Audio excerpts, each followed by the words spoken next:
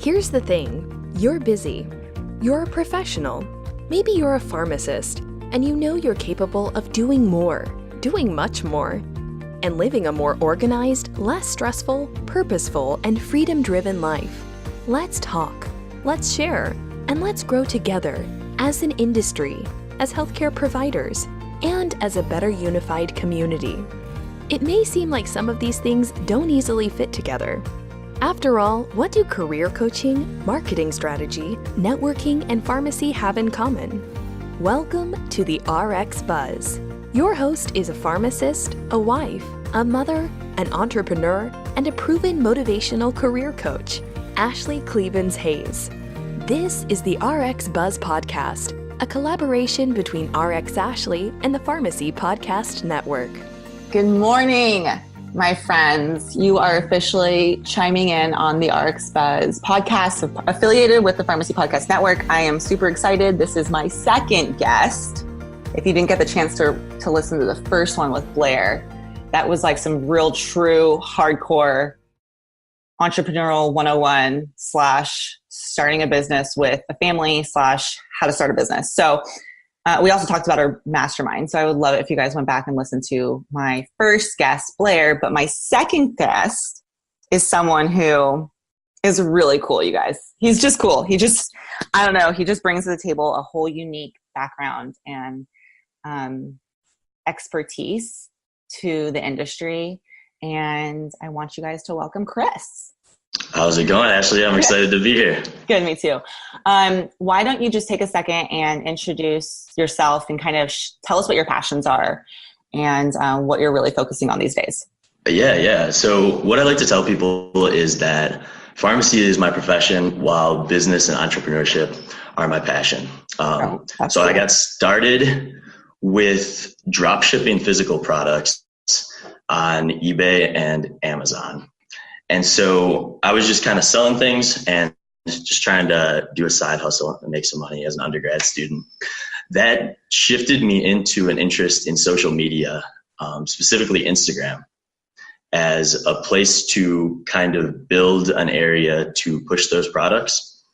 And then I kind of doubled down on the whole Instagram area once I saw the power in being able to spread a message and spread pretty much anything. And then from there, I got really good at helping other people grow. So that led me to start a business called Uptown Creation. And I have two co-founders, and we have worked with over 500 brands and businesses at this point. Okay, that's amazing. Yeah, no. So 500 it's is a big number. That's a big number. Yeah, and that's pretty much in a year and a half. Oh my gosh, only a year. Okay. Wow. Yeah. Okay, so tell me about your co-founders' backgrounds and what skill sets do they bring that you may or may not have?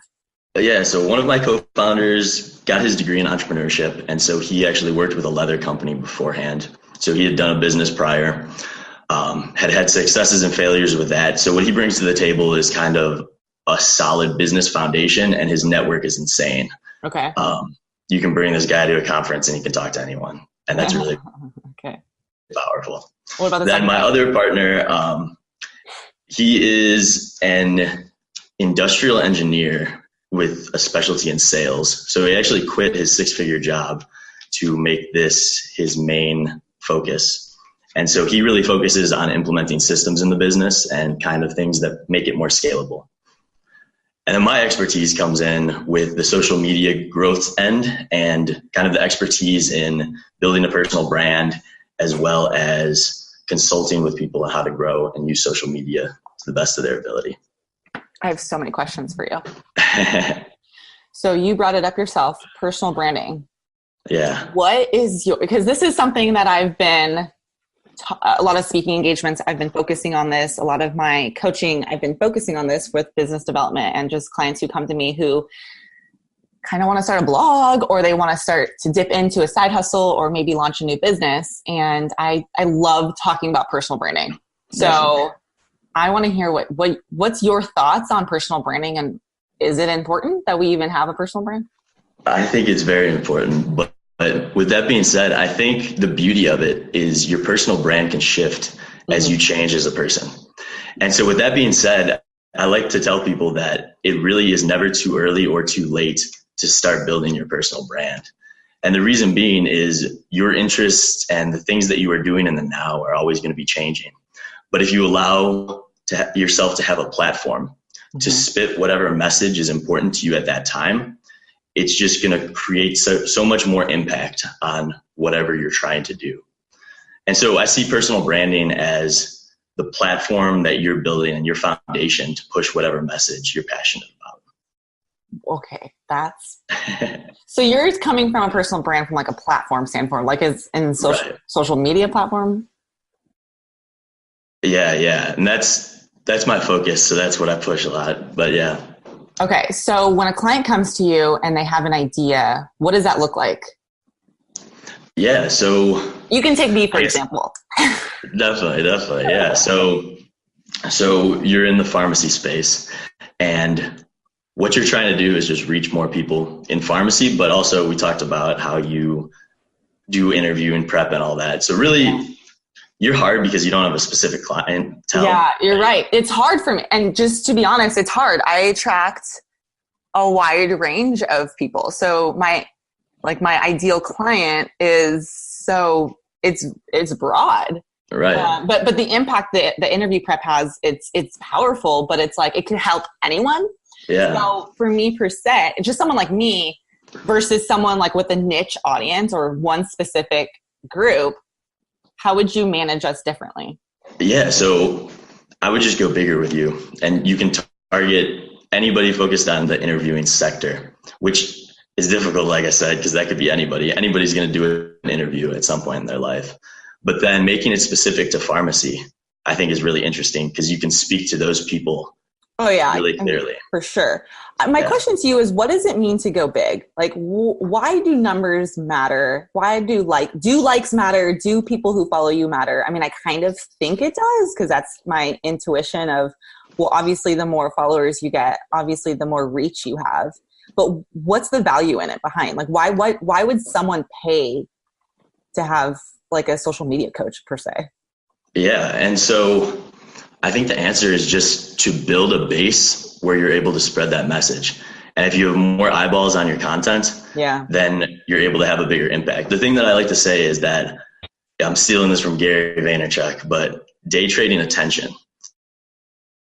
So whereas a normal day trader would be trading money, we're trading people's attention and people's eyeballs. And that's almost more important in my eyes. Than selling a product? Well, I mean the money, because if you have somebody's attention, you can have an impact on them. And if you have an impact on them, the money comes.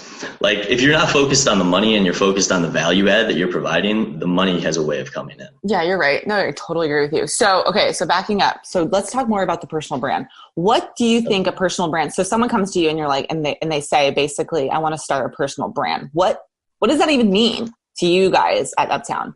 Yeah. So first and foremost, I think that's identifying what your value add is, and then taking that to the next level and just doubling down on whatever that thing is, and not being too afraid to choose it perfectly, because it can shift and you can pivot with it. And I think that's the most important thing. I totally agree. And people who aren't entrepreneurs, but who are maybe trying to grow their audience in terms of just their own individual thing that they're doing, whatever it may be. Because a lot of people come to me and they're like, I don't want to be an entrepreneur, which I totally disagree. I think everyone is their own little entrepreneur, right? Because everyone should be building their own personal brand, whether or not they are a quote unquote entrepreneur, a solo person running their own business, or they even work for a company. Right. What do you think about that? I think that everybody brings something unique to the table, whether they know it or not. And I think that's one of the most interesting things about personal brand coaching and working with people with personal brands, is helping them uncover that underlying talent that they might not even know is their talent, just because they're so used to them. And what I found about a lot of healthcare people is they end up being more passive than people in like the business sector. Yeah. What do you mean by that? I think people in healthcare are almost scared to talk about their value. because they might think that it comes across as salesy, cocky, or I mean, yeah, salesy, but also like if you're saying what you're good at, I think that's uncomfortable for people who aren't used to that because they think that they're like bragging or something. No, I totally agree. So just personally speaking, since I've launched my own business, I mean, the only way I grow is by essentially I need to make money. So in the beginning, I was so awkward about it. I was really uncomfortable telling people how much my services are. And that's why I hired like a sales coach. I hired a business coach to really help me just create the words and like articulate what I'm trying to do for them and the results that the guest or the client's going to get. So, I mean, now it's been a while, so I'm getting better, but it's definitely uncomfortable. But the thing is we're not taught that in our schooling or education, or even in a salary position. That's not really our area of expertise. So what are some tips and tricks up your sleeve that you think you can help turn that awkwardness from sounding cocky or sounding full of yourself or braggy to, listen, this is my skill set, this is my value. If this is the result you're looking for, this is how much it's going to cost. Right. And I think that's just realizing that you know what you're good at, but also knowing what you're not good at. Yeah, I totally agree, Chris. Oh my gosh, I love it. Yes, yeah. It makes it easier for you to talk about that because then you can justify it to yourself. Like you're not bragging, you're just saying what you're good at because you have these 10 things that you know you're awful at. Right. For example, we have on my team, I have people who help me with my website and develop like the graphic designers. And I could sit here and spend hours and hours and hours wrapping my head around how to make one stupid sales page or something like I have no idea what I'm doing. Or I could outsource it to someone who's really good at it, first of all. Second, who I enjoy working with, who just brings this whole new flavor of innovation, creativity to pharmacy industry or to my industry or to my business. And honestly, it's been kind of life-changing for me to recognize, like just to say it, and I've always been like this. Actually, I'm probably too much like this. That is not what I'm good at. I am just not good at that. So I'm just going to outsource it. And what I've seen a lot of entrepreneurs, especially pharmacy entrepreneurs, they don't do that. They think they do it all themselves. I'm like, how do you do that? That takes so much time, right? Yeah. I think that goes along with like the type A personality that ends up being in pharmacy you like having creative control. I mean, I like being creative, but still, like, I just don't have the time. Right. And I think it takes getting pushed to that point to be comfortable doing it. Because totally. When you're starting something, it's like your baby, right? Totally. Mm-hmm. So it's uncomfortable to give somebody else power with that until you realize that, wow, I really can't do this myself. Or in order to grow and to scale and to continue being successful in the business, you get to a point where like, okay, so I need to outsource this, or I need to hire someone to do this for me. And that's when you start to recognize how much you need to charge in order to pay other people to help you grow your business too. Yeah. A lot of times I meet with clients and they're not even keeping track of their finances. They're just like going. They just want to grow. And I'm like, how do you know, A, if you're growing, and B, like, when do you know to carve out things so you can grow even more and outsource things? And they're like, I don't know. And I'm like, how do you even know how much to charge if you don't know what your overhead is? It's crazy. Yeah. Do you agree? Yeah. Those people need to hire an accountant ASAP. Again, some people don't like to outsource anything. So, I have been doing a lot of personal branding coaching, which is funny because it's totally different style and flavor of your coaching or your consulting or expertise, in the sense that I don't do really much on social media. Yeah. So what does that even mean to leverage your business via social media? Yeah. The way that I'm thinking about it is, so like the personal branding coaches are step one, because they help people identify what they're good at, identify their value add, and identify whatever message they want to double down on. Right. And then I see myself and my company as kind of like the 2.0. Right. Like you know what you want to push, and now it's just a matter of pushing it. Right. And so that's why we use the platforms that we do, and Instagram being the primary platform, just because the growth on that platform is insane. Mm-hmm. There are over 1 billion users. People are moving there more and more from Facebook. Yeah. That's the platform. And what I tell people is it's never going to be as cheap as it is today to start growing on these social media platforms.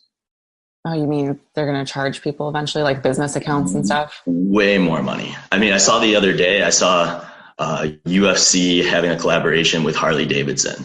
And that was one of the bigger promotions that I saw. Once the money starts moving from like traditional TV advertisement into social media advertisement full time, yeah, the cost of growing a presence is going to be crazy. What do you think of the definition? Okay, so I've been doing a ton of research on branding because it's just, I don't know, over the past 6-8 months, I've really gravitated towards this, I don't know, concept of having a personal brand. I think I naturally did it. I didn't realize I was doing it, but when I launched the business, I essentially created a personal brand without even knowing I was creating a personal brand.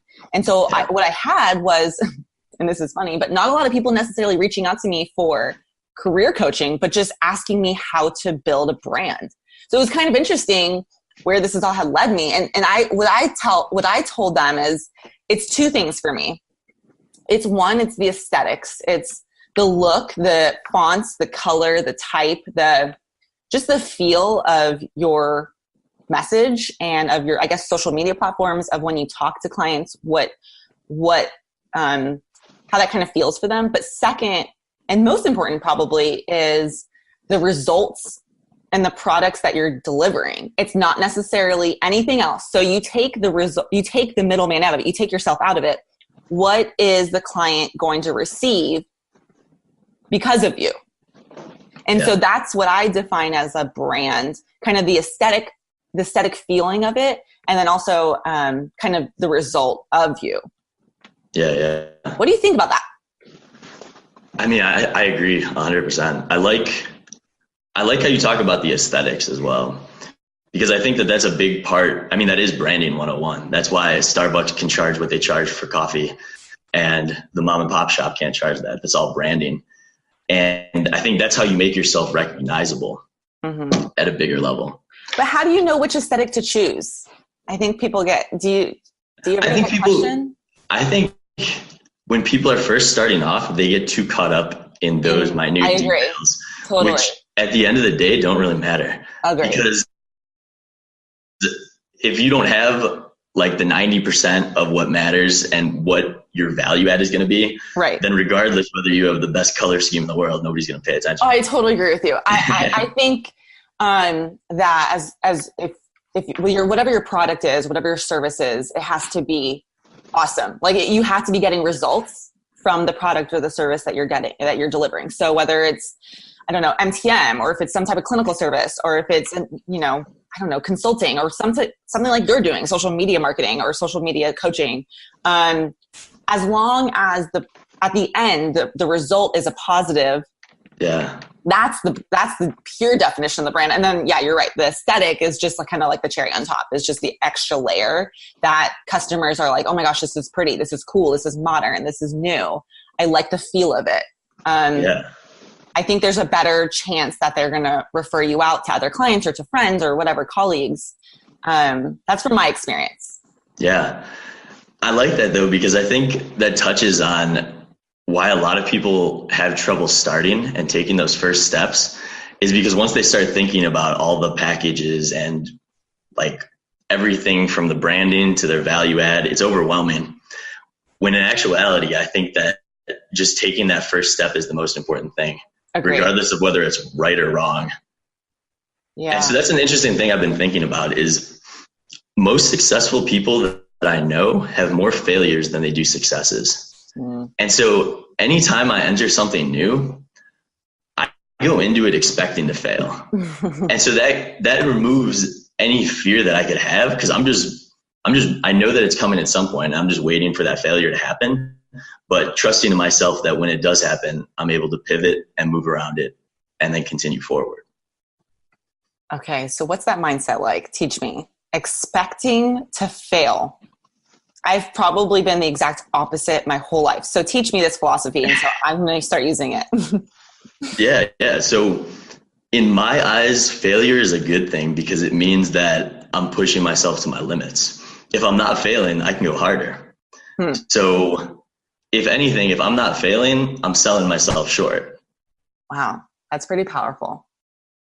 Yeah. Can you give me an example? Do you feel comfortable sharing an example? Yeah. I mean, just because, like, what does that look like? It's one thing to say it. But it's another thing to actually go through it and feel it and live through it. So have you started a business before and it's not worked? Or tell me more about that. So my businesses have worked. My side hustles sometime take a shift. So I guess this is a good time potentially. So I'm actually a pharmacy student right now. That's crazy. And my business is my primary focus, whereas pharmacy school ends up becoming my side hustle. Yeah. And so I think that that's the place where I've had failures potentially. And that comes down to spreading myself too thin. Right. So a time where I failed, last year was a big year for me of learning to say no. And especially as a student, you see all these opportunities and there's all these like new things and new opportunities that you want to take advantage of. Yep. But then you end up spreading yourself too thin and doing nothing exceptional. Mm-hmm. You're doing everything at a rate just to get by or not to get by. Yeah. And so that's a failure that allowed me to pivot. And the pivot that came from that is being able to choose those three main things that I want to focus on. Mm-hmm. Know that everything else, if there's time for it, I can do that. But making sure that my three focuses, being business, pharmacy school, and then my personal health, are the things that get done every day, no matter what. Yeah, I love that. So, okay. I can't. So when I first met you, it's been a little bit now. It's been a couple months now, I think. I think we connected on LinkedIn, and I thought you were a social media coach. Like that's what I thought you did. And so I was like, this guy's cool. We have some, in the coaching world, I'm connected with a bunch of other different cool types of experts. And so I was like, oh, this guy's cool. I don't know, maybe we can chat. And you had a bunch of pharmacy connections. So I was like, And then we got on the phone, and the first 5 seconds you dropped that bomb on me that you were a pharmacy student. Here I am thinking that you were like, I don't know, well into your career of owning your own business and social media marketing and all that stuff. But you are actually pretty young, and you run a full business and still go to school full time. So, okay, there's so many things that we could talk about here, but my question to you is I have people coming to me all the time saying there's just not enough time in the day. There's just I don't have time to do a side hustle. I don't have energy. I don't have the money. What's that look like for you? And how did you get started what was your first steps? And essentially, obviously you went to school, you're in school. So I wouldn't say you're a real true side hustle, because being a pharmacy student is a full-time job, but you're actually running a business while simultaneously going to school. So you are a representative that it does work and you can do it. So explain to me, obviously you just said about your failures, but explain to me more about like, what's the day in and day out like for you? I think, so the importance is focusing on the things that actually lead to an outcome. And that's one of the things that I guess I'm good at, is being able to look at the things that I see as fat and don't really have a place in my end goal. But then I'm able to identify those things that really do need to get done and are important. And so that allows me to take what could be 100 tasks you need to do in the day and break it down to 20 things that really drive 80% of the outcomes that I'm looking for, and then double down and focus on those 20 tasks. And then if there's time for the rest, there's time for the rest. But if I don't get the others done, I know that I got the majority done. How do you know what's important and not important though? So I guess that's a skill of mine, is just being able to identify what leads to an end goal. I don't even know how to explain that or articulate it, but I'll try to think on that and see if I can loop back on that. But I just think it's fascinating because in the day, in our time right now in pharmacy, people are having, it's no surprise that right now there's nothing hidden about, there's a lot of pharmacy students graduating every year. Yeah. There's more pharmacy schools. It's a per the articles, per the research, or per whatever is out there, it's a saturated job market, but you've somehow navigated the way to identify such a cool niche. And the reason why I wanted to bring you on the show and the reason why I love talking to you is because I think what you are doing is adding so much to pharmacy by bringing your own skill set. So you've identified what you're good at, and now you're getting out there and helping pharmacies and non-pharmacists to grow their business. That's awesome. And we need, as a profession, to come together and collectively think about what each pharmacist is innately good at, and then pushing them to do the things that they're actually good at, not just stay so inside the, for lack of better terms, the type A or type B pharmacist. Like, there's just so many different roles out there, but it just takes a little bit of courage, don't you think? Definitely. And that's the beauty of pharmacy. And actually the reason that I chose pharmacy is because there's so many opportunities. It's not a linear path. There are so many things that pharmacists can spin off to. And that's really what I valued in a career, is being able to not just be pigeonholed into one job archetype that I either love or hate, but I have to do it no matter what. So anybody in pharmacy is at an advantage already above a lot of the other health professions because there's so many verticals you can spin off into. Yeah, I agree. I will say pharmacy has never failed me. I've done a lot of different jobs in the profession and outside the profession, and I'm continuously going back to where is the negativity coming from, because I just don't feel that. I don't feel it at all. But okay, so my last question for you is, what is your definition of success, and how do you measure when you're successful or not? When you're failing. When you're failing. It's clear. I mean, you've said so yourself that you expect to fail. But on the flip side, how do you know when you're succeeding? And then that's a good question. And tell me more about, when do you know how to stop, I guess, or celebrate? Yeah, I'm probably the wrong person to ask that question, but why? I think so. I am notoriously bad for not celebrating my wins, because I think kind of crazy. I think in the sense that when I lay out a path, I know that end goal is going to be achieved. So when I achieve whatever that end goal I've been working for months and months to achieve, it's kind of expected of myself because I know that I followed the right steps. So I have a hard time celebrating when I have a victory because I knew that it was coming. That's also something that keeps me driving, because I know that as long as I keep going and keep doing something, I'm going to get to that end point. That's pretty interesting. Okay. All right. I have some homework for you. I would have you go back and list down what are your immediate priorities, which you are innately good at priority building. But then once you can focus on those priorities and they've been accomplished and you can say no to everything else, I mean, that in itself is successful because you're just straight head down, focus on what it is that you want to be focused on. So I would encourage you to go out and have a beer tonight and success and celebrate your success because you are successful. You are doing great things. And I'm really, really proud of you, Chris. You're great. I appreciate that. One last thing. So biggest piece of advice for the audience, and I don't know, something that you want to be known for, your social media marketing, or biggest piece of advice of starting a side hustle, but your side hustle is pharmacy student. So, I mean, I don't even know if that is. Yeah. So since I'm in the social media space, I'm going to give people some homework there. So LinkedIn is an extremely powerful platform. Yes, agreed. And I mean, it got me in contact with you. It's gotten me in contact with a number of other leaders. And so I think being able to just do something on that platform is important.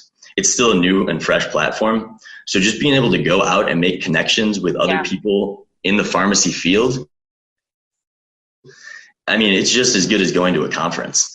Agreed. And if you ever intend on networking in the future, that's just going to serve you so well if you have a network. And it's also an amazing place to learn. The articles that people share on LinkedIn are really impactful, and they provide a lot of value to pharmacy in general.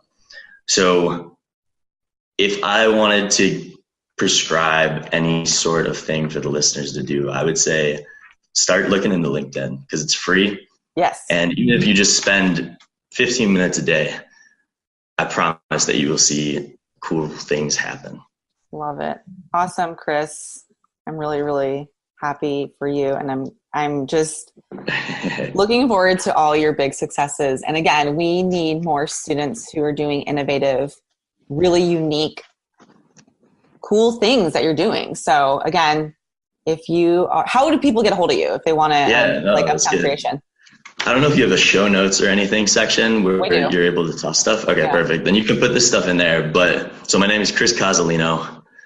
I'm Italian. You can find me on LinkedIn though. My last name is Cozzolino. You can find me on Instagram at Uptown Creation. And then you can find my business's website at uptowncreation.com. You're awesome. Thanks for your time and really educating our audience. I think, again, you're going to do great big things. So don't forget about me when you're like a big wig. Thanks for having me. And you don't forget about me. This was just the beginning. If this was your first time listening to the RX Buzz, we welcome you and thank you for giving us a chance. And if you're an old friend, one of our subscribers, we cherish you and look forward to hearing from you. And now, we need your help. We ask that you share this podcast with just one person you know who's in the healthcare industry. If this podcast can help just one person, we believe it will have a chain reaction, having an impact on dozens, hundreds, thousands, and someday, millions of people. Thank you for your help. We truly appreciate you. And thank you for listening to the RX Buzz, part of the Pharmacy Podcast Network.